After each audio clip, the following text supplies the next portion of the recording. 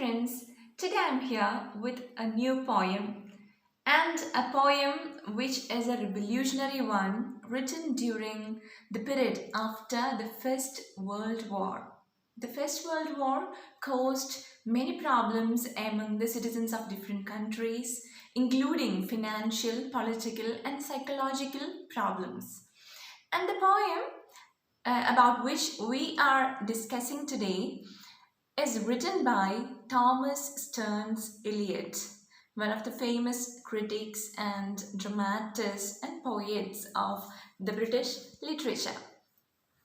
And the main poem written by T.S. Eliot is nothing but The Waste Land. So we'll discuss the poem The Waste Land.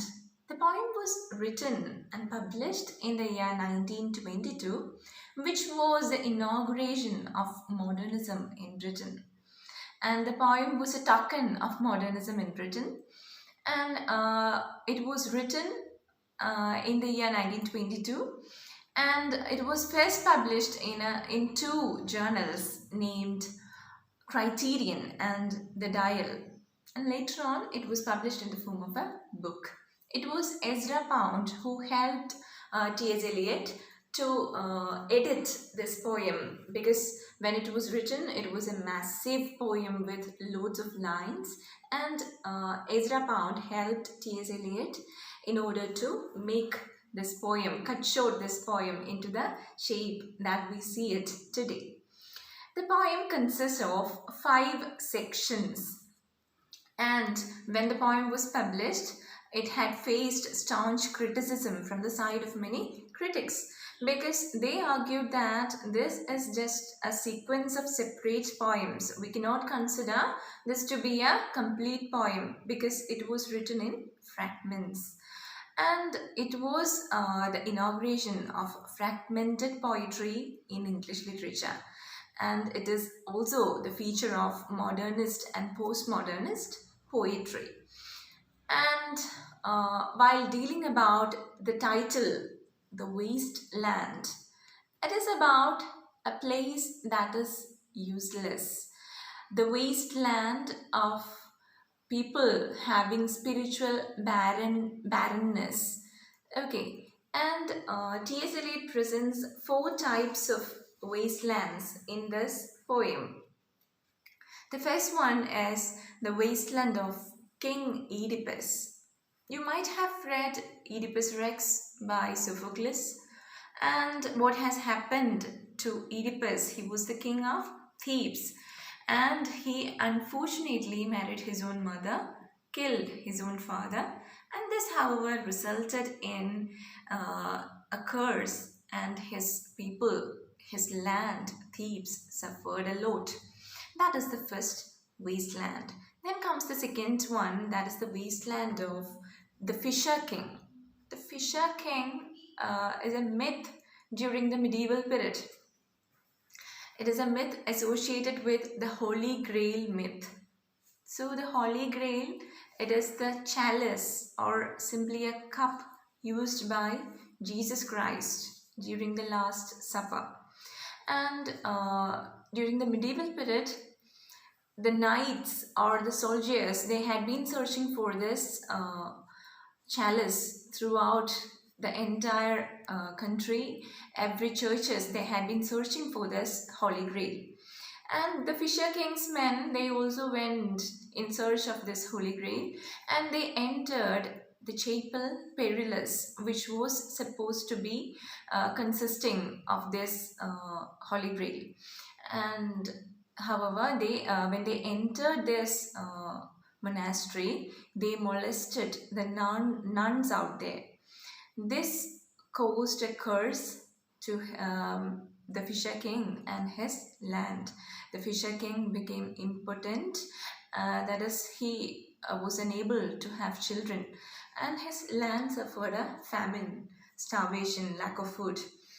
And this is the second wasteland. And the third one is a biblical wasteland. Biblical wasteland means a story taken from the Holy Bible. The Holy Bible is divided into 2 parts, the Old Testament and the New Testament. The New Testament is about the life and miracles of Jesus Christ. And the Old Testament deals with the life before Jesus Christ, the people who were awaiting the Savior, and how were they living. This is a portion taken from the prophet Ezekiel's book. During his period, the people, they started worshipping idols. They committed idolatry. That means idols are the statues made up of stone or metal, and the statues of animals and human beings. The people started worshipping these statues or idols, and this, however, resulted in a curse, and the people had to suffer different problems. Then comes the modern wasteland.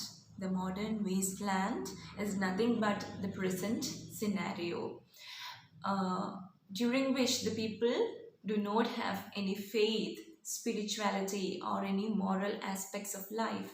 They do not have such things. They are sterile of all these things. And this condition, through the portrayal of different characters, T.S. Eliot is trying to present the condition of the wasteland through 5 sections. This poem is written in 5 sections, and the sections are the burial of the dead, first one. Second one, a game of chess. Third one, the fire sermon. Fourth one, death by water. And the fifth, what the thunder said. These are the 5 sections. And T.S. Eliot has used a protagonist, an apt protagonist in this poem. The protagonist of the wasteland is Tiresias, the blind prophet from the story of Oedipus. Tiresias was a prophet of Thebes. Before becoming a prophet, he was a common man, and once he witnessed the mating of 2 serpents, and he tried to beat them with a stick, and he was cursed by the gods, and he became a woman. This woman, she lived for about 7 years in this attire of a woman, and she gave birth to children. And after 7 years, the same incident happened. She witnessed the meeting of 2 serpents, and she did not beat them. She went away from that scene. And the curse was taken back, and Tiresias got his masculine appearance.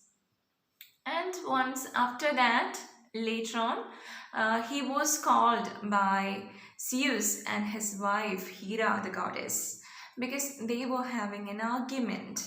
Zeus and Hera, they argued that whether a man or a woman is more passionate. And Zeus said it is a woman who is more passionate, and according to Hera, it was the man who was more passionate. And the question was asked to Tiresias because he had lived the life of a man and a woman. And his answer was, it is the woman who is more passionate. Hera became angry and she cursed him of eternal blindness. Tiresias became blind. And Zeus, he gave Tiresias the ability to foresee things. He became a fortune teller or a prophet. The ability of prophecy, the bless of prophecy was given to Tiresias. And at the same time, he was also given 7 lives. That means if he dies, he'll get a new life. That is, he gets rebirth. So, he was granted 7 lives. Therefore, Tiresias is the connecting link between past and present.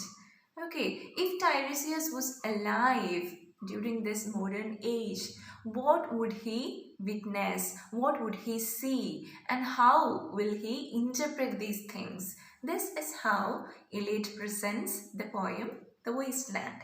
So in the upcoming videos, we'll discuss on each sections, and thank you for watching.